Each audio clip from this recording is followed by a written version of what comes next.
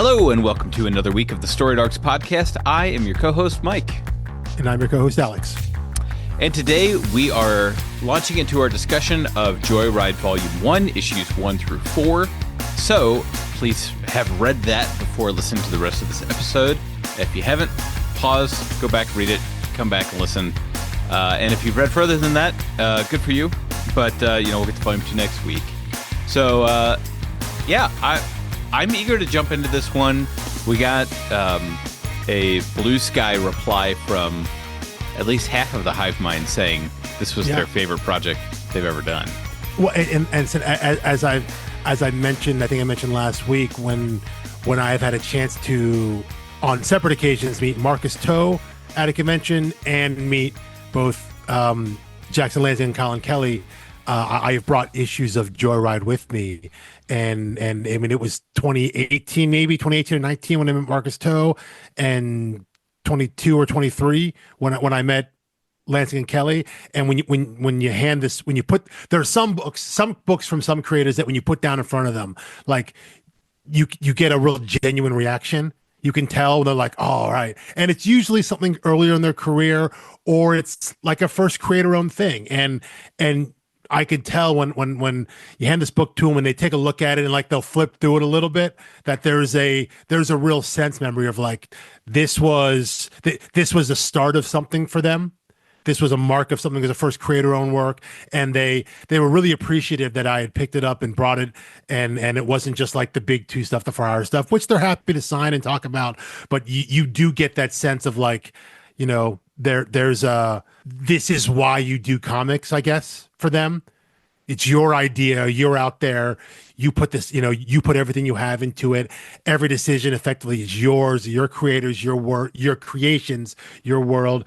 And so, it is always great to hear from creators who are like, this is the book that we really put everything into, that we really love, that maybe folks haven't read as much of because they know them from the stuff they're doing now at Marvel or DC and whatnot, or they're other, or maybe they're, it's a creator that has some other larger creator-owned work that's kind of blown up, but like maybe not the first one, Right. Not the early work that people always get to. So it is always cool when you can see that. And as I mentioned, there is I think I talked about this a little bit with like top 10 last time. There's a bit of a hipster quality to it of like, I know I was into the early stuff, and I don't like feeling that, but I do like when you can go up to a, well, I mean, clearly. I don't like admitting that I like it. Yeah.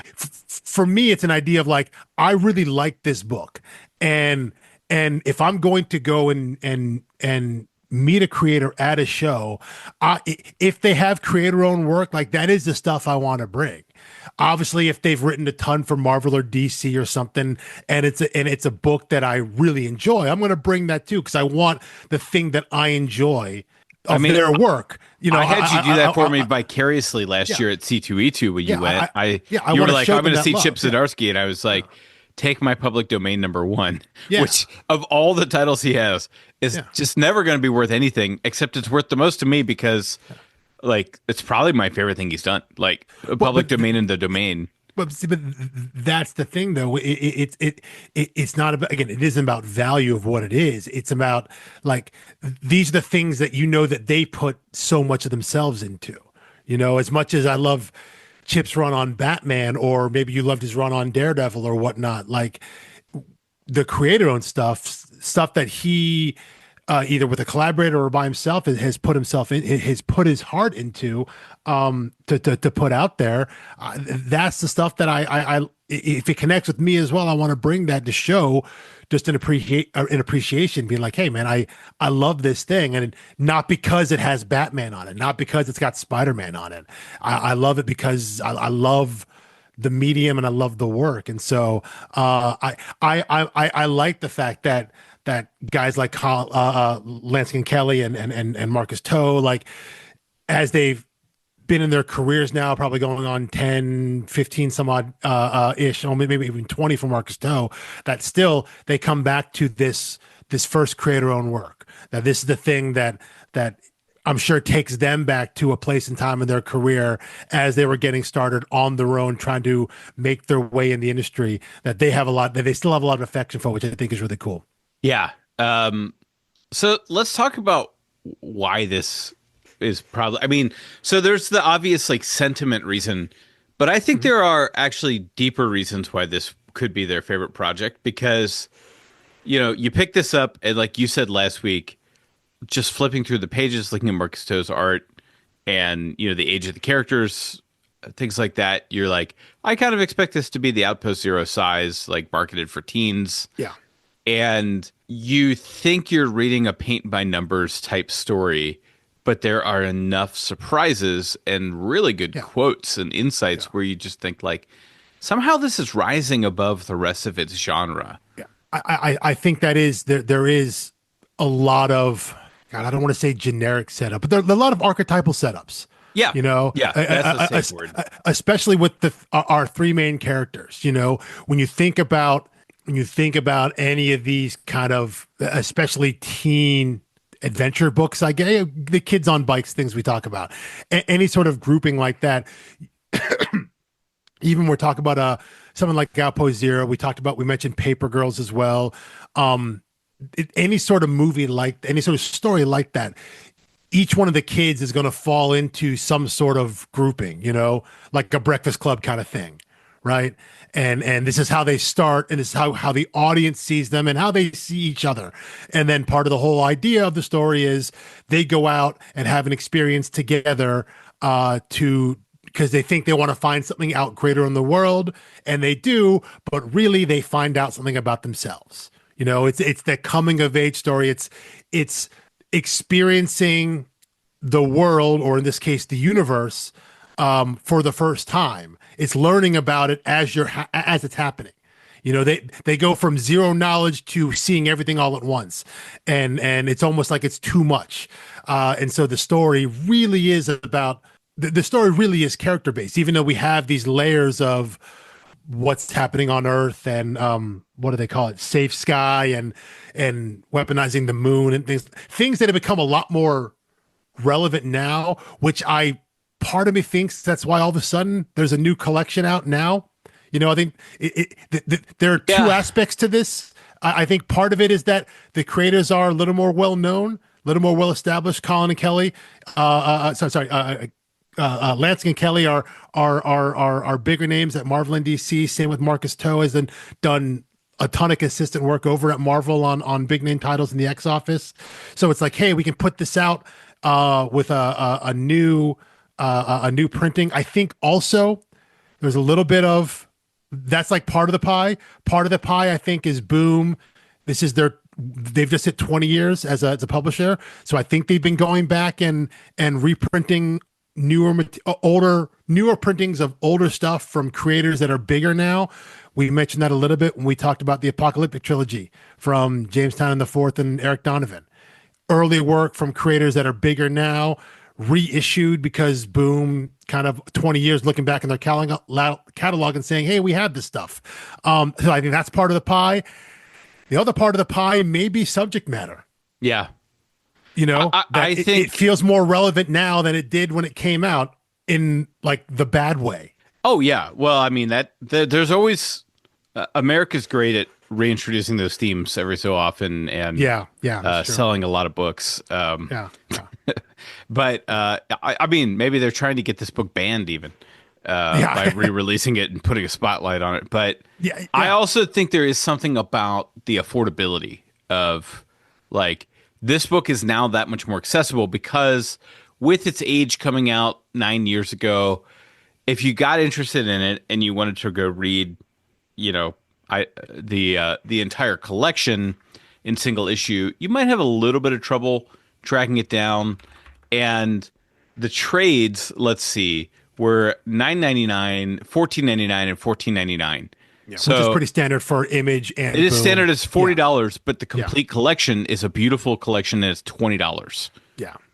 Like cover price, like, and you might have a 10% off coupon it or some kind of incentive at your comic shop where, you get a punch card or something and you basically and also free or $10. And also even those trades, I don't know if they're out of print, but they're probably not things you can order from Boom, and probably haven't for a while since the last one came out Sure, in yeah. I doubt they went 2018. to multiple printings. It does not Yeah, appear yeah. they So, did. so in order to find them, you just have to find them. So yeah, but again, the idea as to why Boom would want to reissue it again, I think it's a combination of those factors. That yeah, I think that maybe they feel that there's just this can grab another section of the audience that maybe wasn't there when the book first came out because of again name recognition, because of the publishing format, the price point again, and because of subject matter. Part of me feels like it's all three of those things that made it feel right to put this book back out there, because there is a timeless quality about setting this in the past, but yet at the same time you have a character which is moderately annoying in Uma, who speaks with the vernacular of the 21st century, because that's like her character, right? She's the child of like a free-spirited family and community, and so her whole thing is retro everything, which is current day for the reader. And that kind of character can be a little annoying, because it's meant to stand out. It's meant to sound quote unquote normal to the reader, but stand out as being weird to everyone they're interacting with. But it makes sense, I think, for the character of Uma and what her setup is and what her backstory is.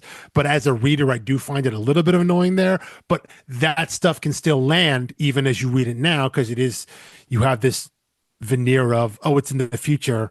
But everything she knows is like everything she's familiar with is from the quote unquote past, which is our present or our just recent past. You know what I'm saying there? Yeah. Our relationship to the things that Uma is interested in hasn't changed all that much. So we can still relate, and it dates her a little bit, but we still have an understanding of what she is referencing. It's not so out of our kind of our purview, out of our rearview mirror. And so we can still see what that character is like in this future setting world. And as I said, the whole setup of what's happening on Earth at this point, the references to Totalitarianism. fascism, Yeah. and totalitarianism and all that stuff. Again, more relevant now than they were when this book came out, in the bad way. So I feel like that sense of looking at the subject matter, being like, this is a book now. If you're the publisher, if you're Boom, this is a book now that can have more relevance, that can maybe get a little more purchase because of the subject matter now. And I think they see an opportunity to tell a tale in a world like that. One about kids trying to find a different way, trying to be free, trying to rebel against a system that they know is unjust. All things that are totally not relevant today, things that definitely don't reflect the real world. Yeah, I mean, I think to me the market for this book is like Barnes and Noble, where the type of people who don't distinguish between a trade paperback and calling something a graphic novel. Yeah.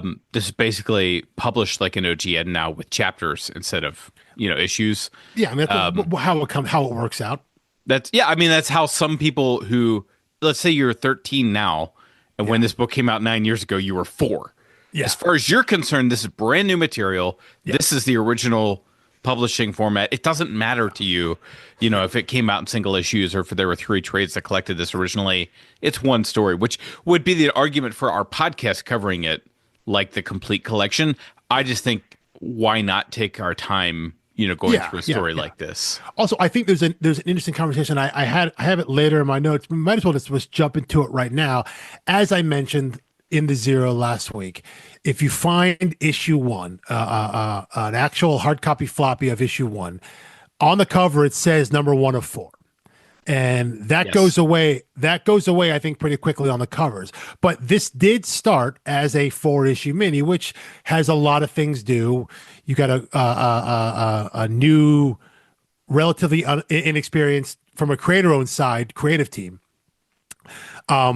Starting a brand new story, and so you here's 4 issues and make it work. And then very quickly at some point it transitioned into a regular series because of I want to say the 12 issues.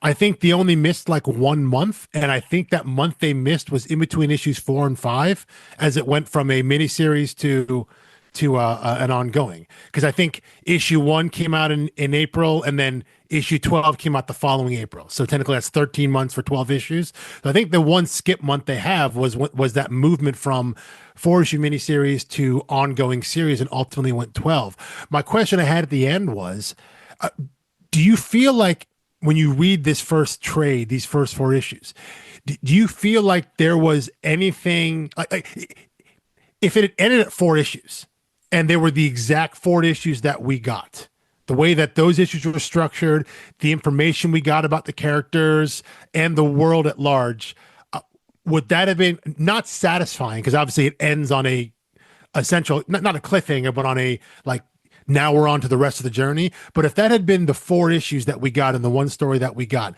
does that make sense to you that that would have been the initial setup and that could have been one arc if that were the only arc we would have gotten as written?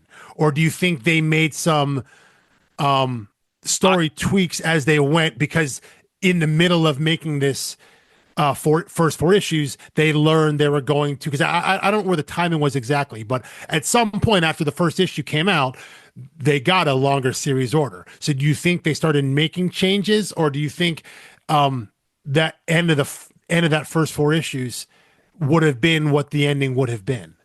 Yeah, I thought about this, and I think there were some changes. And I've got it noted. I mean, I've got basically a character by character breakdown. Yeah. And that's pretty much what I have as well. But yeah. Yeah. So I think it's most noticeable in Catrin.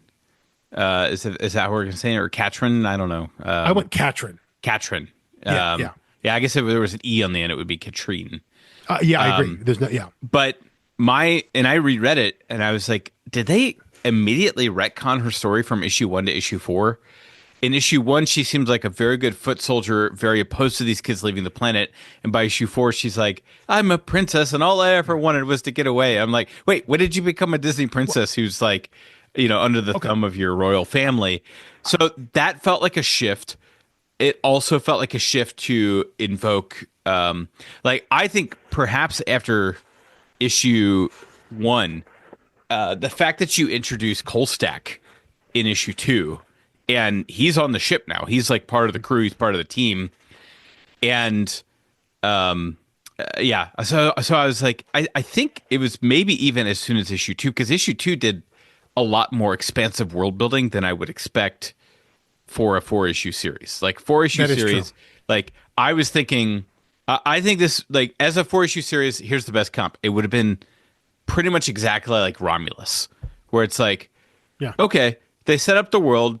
They overcame the first barrier, like they did tell a story, but your mind just keeps racing off in that direction. Like, but after those first 4 issues, it's like, oh, at the end of issue 4, now you're set up to tell the story you actually want to tell. Like right. The first 4 are just prologue, and that's a pretty good comment. That's interesting. I want to go back to what you talked about with Catrin.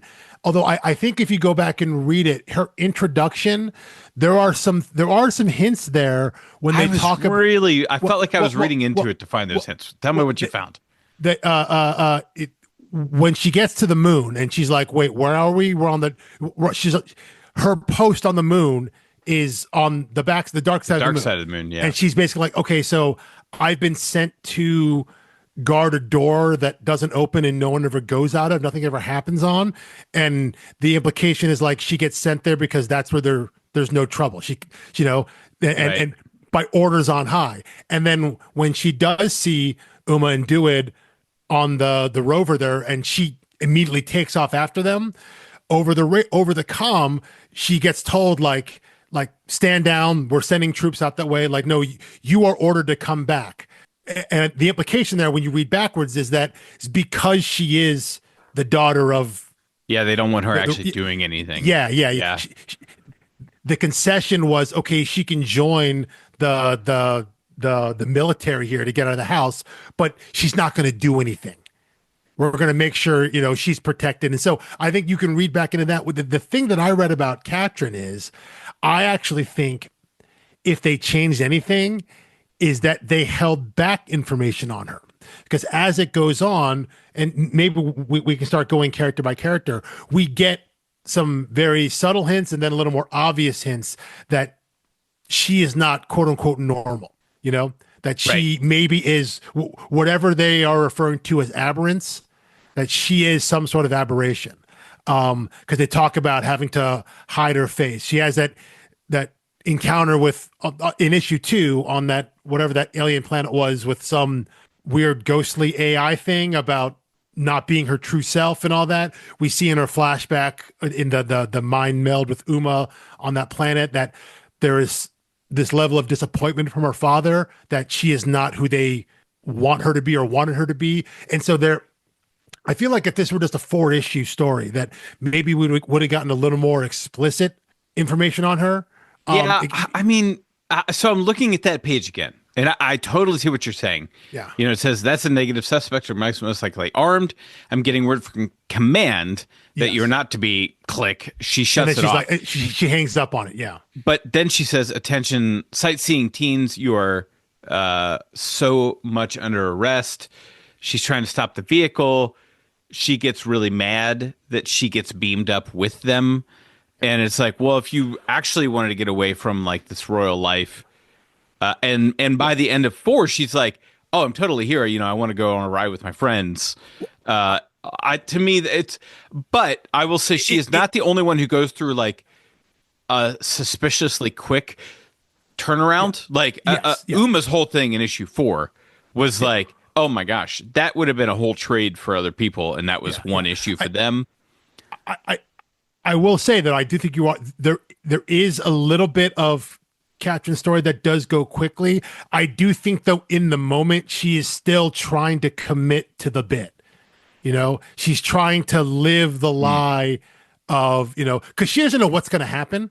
She doesn't know that I think there's an argument to be made that she doesn't know that Uma and Dewydd are actually going to take off into space. It's almost like there's an argument to be made, I think, that she is calling their bluff. And then once they're there, her desire to go back, I think you can read it, is less about wanting to go back because that's the right thing to do, because we're beholden to whatever the government it is, my father or whatnot. It's more going back out of now she's scared, that because they're interacting with other alien planets and things like that. So I think there's a way to read that. I think in that moment when she catches up to them, it's about she's still in the mindset of like, I got to prove that I can do this. I got to prove this to everybody who thinks I'm just, the pretty Disney princess or whatnot locked in a castle, that I can actually do this. And then once she's there, she starts freaking out about it. And I think maybe also, and this could be me reading too much into it, once we see where her character ends up and what her mindset actually is, she is now scared because she was able to do the thing that she wanted to do, but it wasn't actually on her own accord. She talks about her desire to run away and how she wanted to do that, but she could never take that final step. And now she finally has, but it wasn't of her accord. It was by accident. True. So it was like the thing. She got taken over the edge to a place she felt she wanted to go, but she could never get there on herself. So there's the idea that, that there's the unease of like, yes, this is what I wanted, but not how I wanted to get here. And so she's conflicted over how am I supposed to feel about this? I think that's how I read into Catrin. I think that's fair. And then, and what makes that interesting is that you've got one person who is determined to get away, driving everything, totally reckless. Yeah. Another person who doesn't really seem like he cares whether he gets away. He just wants to be wherever Uma is. Yes. And then you've got a third person who wants to get away but needs the push. Yes. And this group happens to provide that for. Okay, I buy that. By the way, Dewydd has 3 names, which is very much like reading a Russian novel where all the characters have 3 names. I will rank them for you in order of best name to worst name. Okay. My favorite name for him, New Jacket. Definitely, without question. Yes. Second best name, Systech 438. Yeah. Third, by a country mile, Dewydd. Yeah, Dewydd's not great. Yeah. Not a great name. But fact, I like that just everyone has a different name for him. In fact, D, the nickname of D is also higher than his actual name. Okay, I'll yes. take my list. Yeah, D is third and a close third, but a distant fourth. So, but I like that each character calls him something different because it reminds you of their relationship to him. Catrin keeps calling him 438 because he's like a hero to the Empire. This is like if a stormtrooper actually landed a shot on someone ever in any of the Star Wars movie. Oh, it's very like stormtrooper coded. Yeah. Yeah. If you hit Han Solo in the shoulder with a thing and kept him from blowing up the Death Star, you're a hero stormtrooper. Now, no stormtrooper has ever had that accuracy before, but yeah. Also, when was Force Awakens? When did that come out? I was in St. Louis for it, so it's going to be 2015 or 2016. Okay, I was saying, so this is right after. So this would come in the wake of that, because the idea of calling someone by their designation, Mm-hmm. Yes. The shiny gold. That wasn't a thing in Star Wars, I think, prior to what we saw with the character that becomes Finn. FN.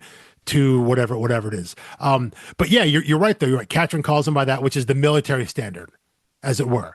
You have Kolstak, who just met the guy, and the first time he is introduced to him, Uma makes a joke about the new jacket, and so there's an unfamiliarity there. And then obviously you have Uma there, who would just call him D, because that is the most familiar. That is the closest ties. The having kind of a nickname or a pet name for him. So you're right. There is it shows a level, and it shows character progression too, that when in issue 4, right at the end of issue 4, when Catrin finally calls him Dewydd. Yes. That shows progression there of her leaving her past behind in that way, of saying, I'm no longer going to do the thing that I was trained to do. Although Kolstak's still calling him New Jacket, doubling down, which is great, 100%. Yeah. Which is why I'm like, sorry, not sorry. Kolstak is my favorite character. Well, I can actually see that, because he's regardless of how old he actually is, because maybe we don't know aliens, he's the adult in the room. Yeah. He's the one that is. He might be 25, but he is the adult. Yeah, exactly. Yeah. He is the one that is looking at these 3 kids and just being like, "Oh God, kids are the worst." Like when when the ship is broken down, and he's like, "We got to do something about this," and Uma's like, "Yes, we do," and then they have a dance party. Yes. And he's just like, "Oh God," you can feel him roll his eyes. That actually made me think so much of the original Iron Man, where like Rhodey's like, I'm not having any sake. Like, I don't, I'm here to work. And it just cuts to like a montage. An hour later. And, he's got all the flight attendants are strippers. Their poles come out. Yeah. And because Tony Stark is a child. Yes. But he's also the one that is, because, and what makes total sense, he's the stowaway. He doesn't know any of these people or owe them anything. When Catrin and Dewydd get captured by Dewydd's brother and taken back to Earth, he's the one that's like cut, or I guess in the process of taking back to Earth, he's the one that's like, let's cut and run. Like he's the one that's cold and calculating, because that makes sense for him. And so, but you put that character in there with Uma, basically so he can be a mirror for her to realize that, no, that's not what I want to do. Right. So he serves that function. He serves that almost that audience function of like the people looking on the outside, when what's important is the connection between the 3 of these kids who are going to become 3 friends. That idea of someone looking on the outside and being like, wait, why are you doing this? Isn't the point to get away and all blah, blah, blah. There's someone who can be the opposition voice, whether it's opposition for good or opposition for ill for our characters. It's the someone that can be contrarian and gives them a point of conflict. You know what I'm saying? Like plot conflict. Yeah. Not like actual conflict, but someone just to give the opposing opinion. And again, it makes it fun to read. And I agree. I love reading his stuff, because you're just looking at these kids and being like, oh God, kids are so dumb, like they're going to make the dumbest choice. They're going to do the dumbest thing, which I guess is freeing maybe as a writer because you don't have to think logically. Right. You don't have to think like, yeah, are yeah. people going to go along with this character's choice? It's like, Yeah. it doesn't matter. We've already said they're a teenager. Yeah, So nothing yeah. they do has to make sense. Exactly. What's In the fact, most irrational, the more it impulsive, angers you, the more emotional choice? Yes. the more it angers you, the more rational it proves the character's choice is. Exactly. Yeah. The more true to life as it is. So let's talk about well, I guess I already talked about Catrin's thing. Yeah. Do you want to go back? We have. Well, let me say what Catrin I think is my biggest gripe about it. Okay. Because, and I think this is a gripe that now that it's not a 4-issue series, they've got 8 issues to fix. But I think the whole thing about Dewydd's brother being the one hunting them is like just a big nothing burger to me. Yeah. Like, it does not matter to me at this point whether they are related. Someone's chasing them. That's really all we need to know. Yeah. It's like, what difference does it make if Boba Fett is Han Solo's brother or not? Like, both of their objectives remain exactly the same. Yeah. One of them is to get away and one of them is to catch. It does not matter. And in fact, it shrinks the universe by saying like, oh no, there's really only a couple families involved in this whole thing. Yeah. However, there is great opportunity for payoff, but will it take it? Yeah. Well, and I think I definitely agree with that. I think that is the weakest part of this story because it's supposed to build to Dewydd's brother. What is Jorn? Yeah, Yorn. I think is what I would say it. Yorn. Yeah, well, of course you would. But it's supposed to build to that at the end of issue 4. Yeah, at the end of issue 4, where he has a chance to take Dewydd Bin or even execute him, and he shoots his own leg off and sacrifices him and tells him to run. That obviously is meant to be a big moment, but I don't think I'm with you. It doesn't land in the moment as you're reading it because I don't think we've spent enough time. We know nothing about his brother other than his brother is like uber fascist. He's the one that always follows orders. He's the one that's super loyal to the cause. And since we have now, from everything we've been told, that anyone who is loyal to the cause is terrible because what they're doing is terrible. We have been shown no evidence otherwise. That he becomes the Terminator at that point. He's just single-minded focus until that last moment there. He makes a choice that maybe we don't quite understand other than he's his brother. Family, the familial, like knowing they're probably going to execute him, right? It's yeah. But again, up until that point, the fact that they're brothers hasn't changed anything because in his mind, it's a mission. It doesn't matter because as his introduction is him talking to his parents, and when we don't actually know, but he's like, I'm not speaking to you as your son. I'm speaking to you as whatever the special investigator, like the the super cop version.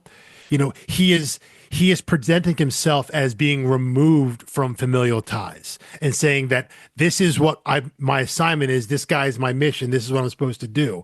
So the fact that he's hunting his brother doesn't play into, it doesn't matter to him except in the exact moment when it does. It doesn't matter to him that it's his brother until it does when he lets him escape and he shoots his own leg off. And I'm with you.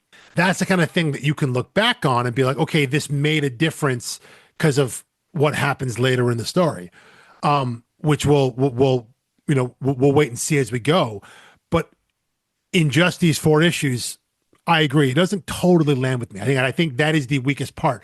Would it have been better if we did not know it was his brother going into it? I think that would have been a great reveal when he shoots himself in the leg. Yeah. If he shoots himself in the leg and he says, and he refers to him as brother and then you're like, wait, what? That would have been a better reveal. If he shot himself in the leg and said something like, I won't tell mom.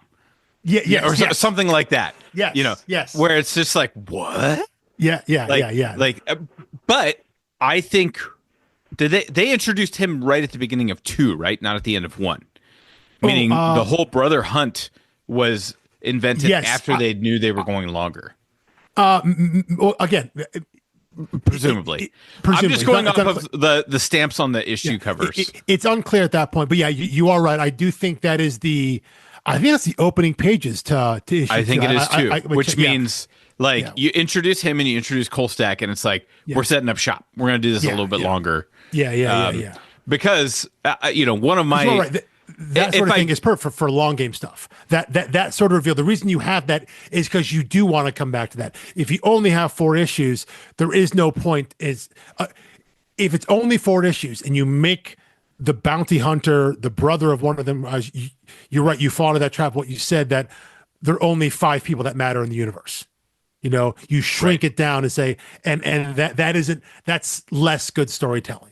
So now choice they made after the fact, I'm fine with that. But it does feel like the kind of thing that like we're putting this here so we can come back to it, not even in the next arc, but come back to it eventually. Like that. Became my complaint with Star Wars. It was when the sequels came out, and I was like, if this universe is so big, how come we're approaching 7, 8, 9 movies now where only 3 families matter? The Solos, the Skywalkers, and the Palpatines. Yep. Like, I this is just a bad soap opera now. This isn't, this isn't the expansive world building and all this. It's like you invent all these planets and all these like politics and everything else, but you still can't be made to care about a character unless their name is Skywalker, Solo, or Palpatine. This is why Andor is the best Star Wars thing that's come out in many years. I've finally been persuaded to give it a shot, but I'm like, if it does not live up to the excessive hype it has received, I'm just gonna be totally done with Star Wars. All right. So there's a lot of chips riding on it now. That's on you then. Again, you can watch it, especially if you're watching Andor season 2 right now. Much like Joyride here, there are things that seem like they might reflect the state of the world right now that totally don't, about fascistic government, government overridden. That's what I've been hearing, and I'm like, I don't know if I need more of that in my life. None of that's relevant at all to the current state of the world that we live in this country. So yeah, any sort of relevance, any sort of potential real world comp that you see in Joyride, like with SafeNet, with weaponizing the moon, with getting rid of people that are deemed aberrant. None of that has any sort of real world parallel now. But yeah, I guess that anything more about Dewydd's character. I mean, we know he has that moment. We know that he. So let's talk about his motive for stopping this. I mean, I think he didn't really think through, this is my opportunity to take it down. I don't think he's a rebel at heart. I don't think he's a loyalist either. I think he's just a pacifist. Yeah. And I think a pacifist would say, well, I don't want to kick up any dust in either direction, so I'll just stop this from happening. Yeah. Didn't mean to be the hero of the authoritarian regime. Yeah. Didn't mean to be a loyalist there. He's just kind of, I was going to word this a different way. I'm going to invert it now. He's just kind of anti-death. Like, he does not want to kill anyone. He doesn't want any blood on his hands. Yeah. He doesn't want to be in the middle of a conflict. So he's just going to take the path of minimal resistance. He also didn't want to die, as he said. Like, that's the other thing too, is he would have died. So there was some intrinsically selfish motive there. I think as he's recounting this story, he basically, as he's recounting this to Uma, he says, like, if I had done nothing, right? If I had done absolutely nothing, the base explodes and SafeNet, this whole thing that's keeping that is the part of the fascistic regime of Earth, the whole thing comes crumbling down. Right. If I do nothing and I die and I let it explode, I take down SafeNet, and then everyone is free. I don't believe he's thinking about that in the moment. I think that's something he has thought about in the days since, of being like, if I had done nothing, this would have happened. I think in the moment he is simply reacting and being like, I don't want to die. I don't want to help. I don't want to help the regime. I don't want to keep the gun going. I don't want the gun to fire on Toronto, as you find it does. And I don't want this moon gun to shoot and kill a bunch of aberrants on Earth. I don't want any of this to happen. I just don't want to die. Right. I'm going to fix this thing so I don't die. And he's not thinking about what it means in the larger sense of, oh, he fixed the gun, which keeps us safe from these terrible people in the outside world. Yeah, he's not thinking about, and he's also not thinking about, if I had done nothing, I could have been a hero in a different sense. I could have been a hero by the one who, because I'm the one that noticed there was a malfunction. If I pretended it didn't exist, all of this goes away. I don't think he's thinking of any of that. And so, again, I think it plays into the impulsive nature of teenagers and kids, where all Uma hears is, "Oh wait, you could have brought down Safe Sky," Yeah, but that's all she's thinking about all the time. Yes, exactly. And that's not on his grid. Exactly. He's thinking like, I don't want to die. As bad as everything else is here, I don't want to die. And it's not like he's thinking of like, I need to sacrifice myself for this. He didn't cause the malfunction. It isn't like he got cold feet. He was doing his job in a way. He's up there. He knows he's leaving with Uma the next day. And he sees the thing that, like, if he does nothing, he's going to kill a bunch of people, including himself. So I think he just reacts and does it. And only after the fact does he realize what the ripple effects are, that we see when he shows back up on the moon the next day with when he's sneaking Uma out. Everyone knows who he is. He's being congratulated. Catrin knows who he is by designation number. The hero of Toronto, whatever it is they called him. Like, he became famous inadvertently because he didn't think about what that would mean to do what he did. He was just, I think you're right there, just anti-death, didn't want to die. And he didn't know that by fixing the laser, it would shoot on Toronto, Right. Yeah. He had no idea. He didn't know what the immediate consequence was, which be, he's not playing 3D chess. No. And Uma isn't either. Like, she thinks she is, but she's playing speed chess, which is a different game. She has an end game, but she is like all type 1 thinking. It's all instinctive, all reactive. That's a good way to put it. I had it in here that she was, a leap before you look person, but I don't, now that you've said it, I don't think that's quite right. She is reckless and impulsive. But that doesn't mean she doesn't it's like survival instinct and intuition. Yeah. Rather than right. like, she does have an end goal in mind. Because she doesn't know how to get there. She's an undeveloped James Kirk, right? Yeah. Like James Kirk, perhaps as a teenager, which is kind of what the J.J. Abrams Star Trek tried to show is like, oh, look how reckless and look before you, or leap before you look. He is about everything, and they set it up as like his story arc will be relying on Spock and learning how to like use the strengths of that while tempering it with some wisdom along the way. But yeah, I think that's where Uma is. Honestly, Uma was so annoying to me in the first issue. Yeah, that and that's me as a curmudgeonly old man. I'm not saying she's a bad character or poorly written. I'm saying like I'm having that reaction because she's well written and believable. And it's like, the most believable people are the most annoying ones to me. That I started focusing on all the other characters, but I love that conversation between. I was going to call him Dewydd and Catrin, but I guess given the context there, it was between 438 and Catrin, where he said, I'm not running away, I'm running towards. And then he turns around and says to her, it's never too late to be yourself. Yeah. And I was like, I think he somehow hinting at the entire, and this is all in issue 2, he is somehow hinting at the entire series. And yet they have like, in some sense, this like laser focus of a 4 or 12 issue series, but they're able to sprinkle in texture, like in issue 2, where they're in the alien planet and they go to what they think is a mall, and every alien is approaching each of them, just promising to fix every flaw. Yeah.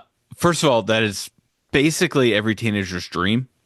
It's if you could just, have a bunch of money from Soul and stuff and pay to fix everything I don't like about myself. Yep. It would be basically an endless supply of business for these places. But it really tells you something about these characters that two of them have no interest in this at all. And one of them is like, yeah, I'd change some things if it would make me more appealing to Uma. And honestly, the outfit they rejected, I thought, I was like, yeah, why not lean into it? It was perhaps a little Zaphod Beeblebrox in the fashion. Specifically, the depiction of Zaphod by what's his name, who's in the movie. He's also Hammer from Iron Man. Sam Rockwell. Yeah. Sam Rockwell, yeah. Sam Rockwell, Zaphod Beeblebrox. Just the gaudy fashion. The shirt that's zipped up halfway from the bottom with the. I mean, it's just. It's just like a ridiculous, like, watching that movie, even in space, he's dressed weird. Yeah. Well, like, and that even it works here as well too. Like he's meant to look ridiculous to even the current day audience. Like he's drawn in such a way that we look at him and be like, that's absurd, and also in world it's absurd. I do want to go back real quick to you mentioned that line that Dewydd says to Catrin about it's never too late to be yourself, and that is kind of like a thesis statement for the whole book. But I think the way it works so well there is because he's saying that to Catrin, not knowing that is something that, like, what that means to her. Because I was wondering if he maybe did, if he recognized her as a prince, but it does reveal later. But see, even if he does recognize that, it's not the real thing that Catrin is dealing with, because we find out that one reason she is sheltered is because there's this hint that there is something wrong with her, something different, quote unquote, wrong in air quotes. Yeah. This idea, it's hinted at that she may be an aberrant in some way. The way that, again, in that flashback in issue, well, not flashback, in the kind of the mind memory meld that her and Uma go through.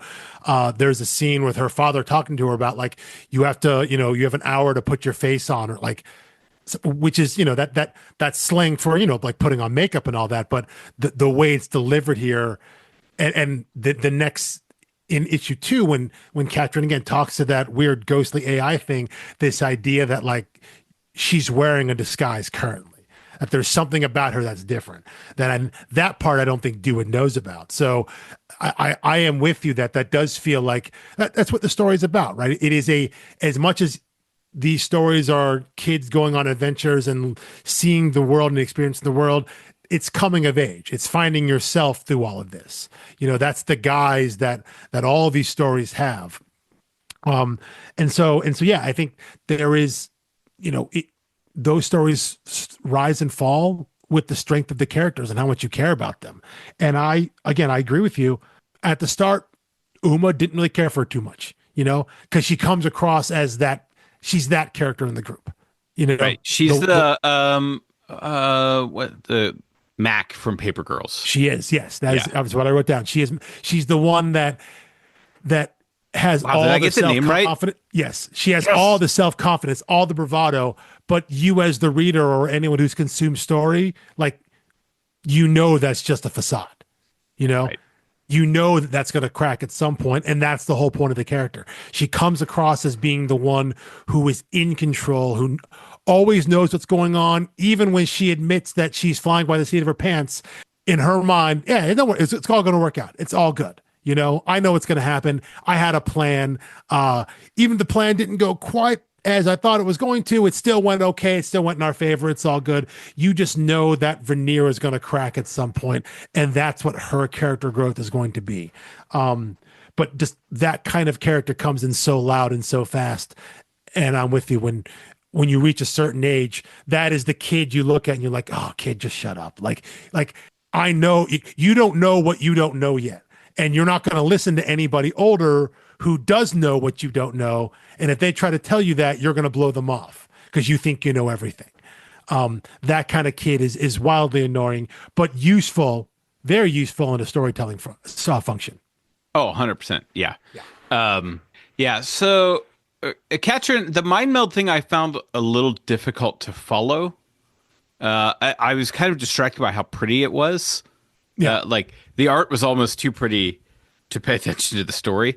And maybe that's more on me. I don't think that's a fair criticism of. It's certainly not a criticism of the writers or Marcus Toe. It was just the way, like how quickly everything unfolded there. It was like bam, bam, bam. Now everyone's against each other, and then let's talk about Uma and this insanely rapid turnaround.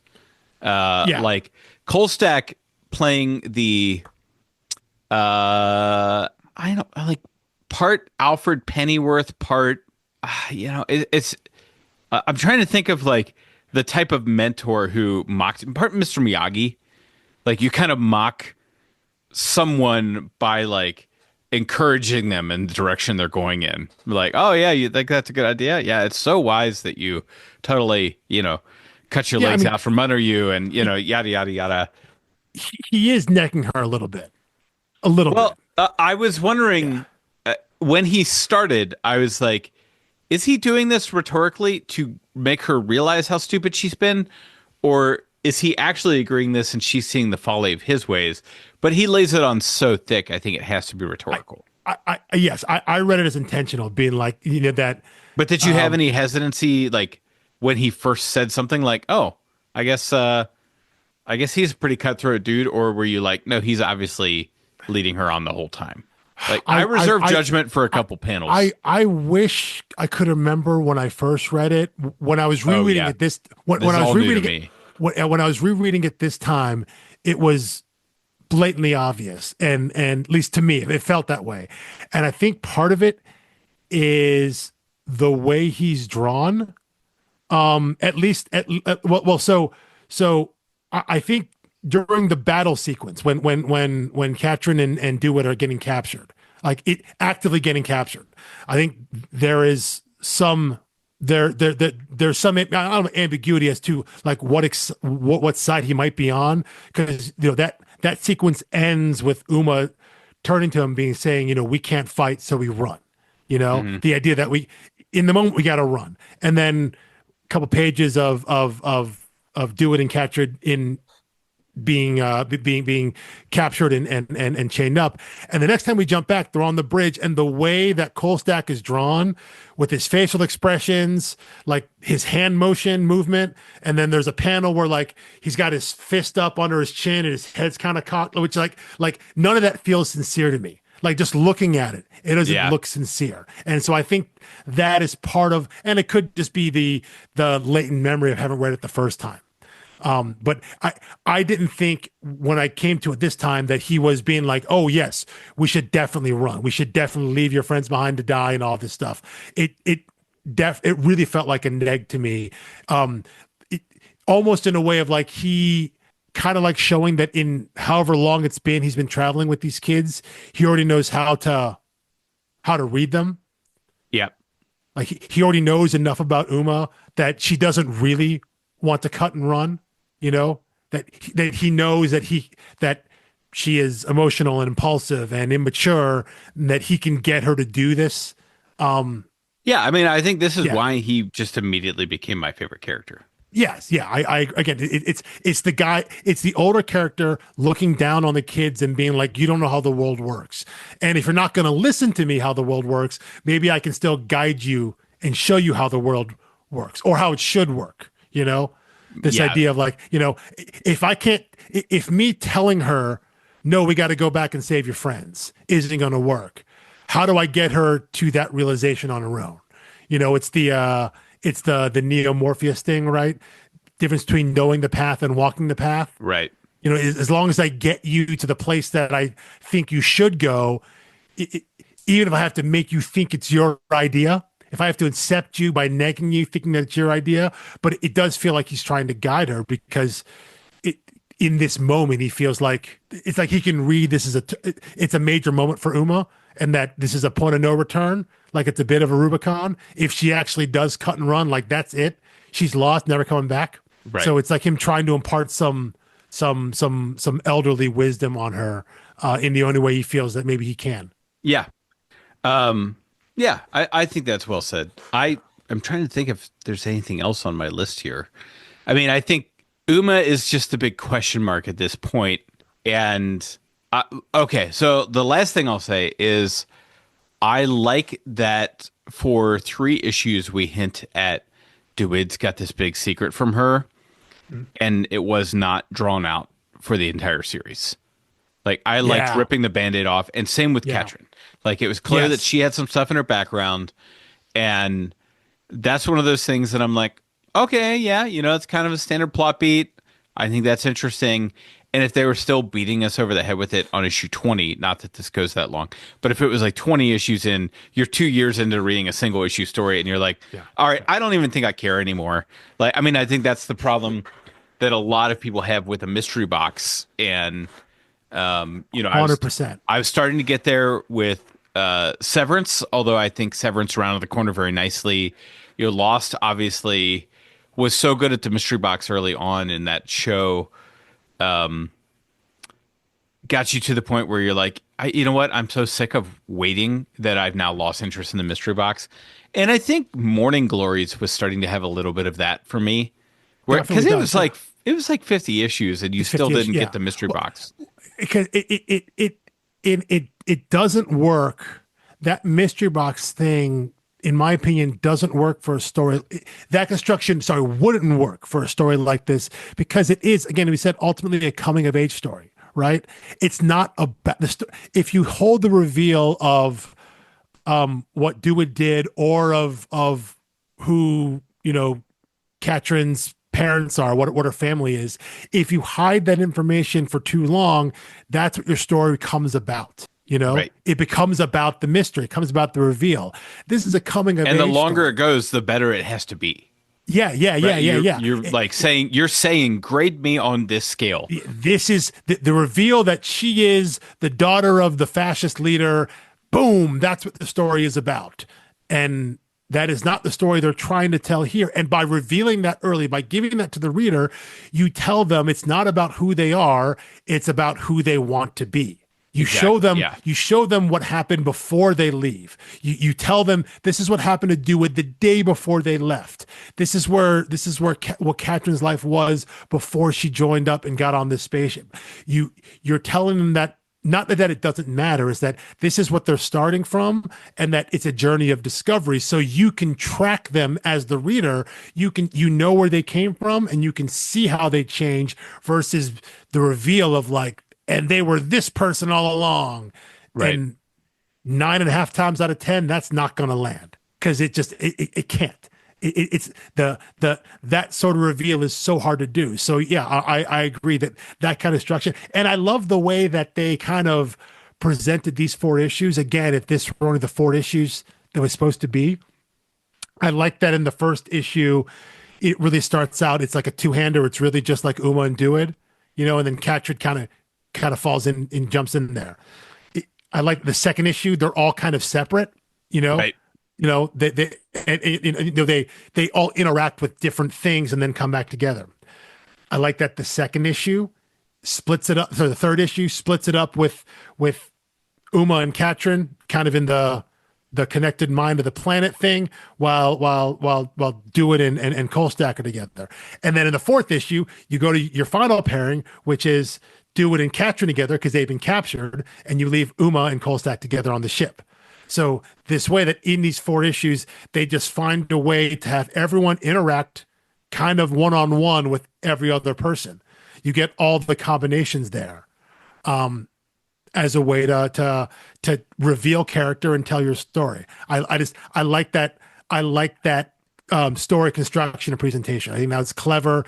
It's a way to reveal different things about different characters to the audience that then can still be eventually explored between the characters once they, regroup and realign and pair off in different ways again. Yeah.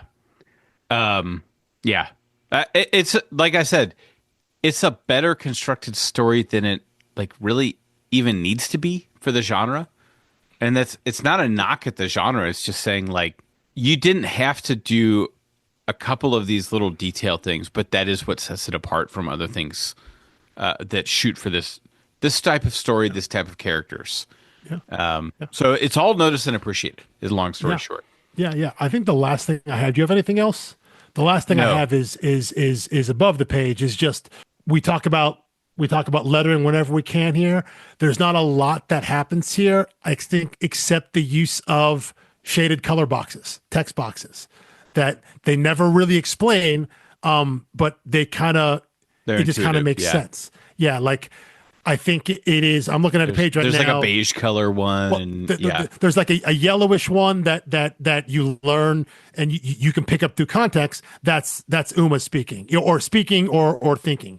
The blue goes to Dewydd, kind of the pale pinkish goes to Catrin, and I think there's like a generic gray one that I think ends up being like everyone else. I think Dewydd's brother uses that one, but a lot of times, like in like a book from DC or Marvel, whenever they do something like that, the first time you see a text box, a lot of times there's a little logo in the corner. So you see, oh, this is Batman, this is Superman. And so, every time that reoccurs throughout the book, that color is that character.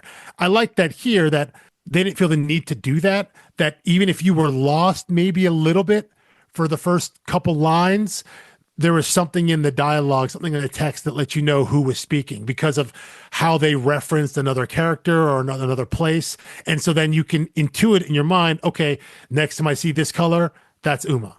This color, do it. Well, and to that end, that's one of those things that I always wish they would trust us with on DC books. I'm like, if you can't tell the difference between Batman speaking and Superman speaking, that's bad writing. It's bad writing. They don't say the same sentences. They don't say things the same way. They don't look at the world the same way. Yeah. If you need to be told, if you got a book with Batman, Superman, Wonder Woman in it, and you need to be told who's thinking at the time, either you don't know what's going on, or the character, or the writer has just bad. conflated the three characters. Yeah. But that's how style there. But I like that here. It's one of those small, subtle touches that. So later on, when we have some scenes that have no internal dialogue, and it's just, like the word I'm looking at right now is after Dewydd and Catrin have been captured, and they end up in the cuffs, and we basically get a montage of what happens then, of them being led in cuffs and mugshotted and all that stuff. It's just a montage of panels, and we get the back and forth of their conversation that's happening as they're being incarcerated. So you can have this conversation, or you can have someone's internal thoughts, and who's speaking, who's talking, and all that, and it's very clear. And I like simple things like that, which I think are really cool. So yeah, I mean, and it's unfortunate, just given the nature of things, but the best compliment you can pay to a letter is, I didn't notice your lettering. Yeah. At all. Yeah. It wasn't distracting when it's intuitive. It kept me reading. And I will say one more thing about the lettering, which is, I don't know why it's been a convention in so many books that there are a number of books that we've covered on this podcast. I don't think I've ever mentioned it, but it annoys me that every text bubble has to have one bold word, as if you're just skimming, but they don't do that here. There are bolded words, but it's not every text bubble. Yeah. It is actually for speech emphasis. Yes. Yeah. They're doing it. They're doing it for a reason. Me through an intermediary. Yes. Emphasis. And what I am now is free. Yes. And what you are now is dead. This is all in issue 1. But then, you'll go a couple more pages, and there's really not. They don't overdo it with that type of styling, because that type of styling can serve a purpose unless you overuse it, and then it's just you're just bolding random things here, or the whole or point they're all is Valley Girls and they're all having the same emphasis in every sentence. I'm like, are you writing an iambic pentameter? Why are you bolding every fifth word? This is the function it's supposed to serve. It's how do you get across delivery and meaning. Especially, as they're going here, they're writing in all caps. The font they've used, which is very, very typical. They're not using mixed case, so everything's in caps. And so, you can only do so much with punctuation and all that. So, you go bold, and maybe sometimes you'll go a larger font if someone is actually yelling to convey volume and things like that. But yeah, you have to be judicious with it, because you're right. Otherwise, it loses meaning. Otherwise, your eyes glaze over it entirely.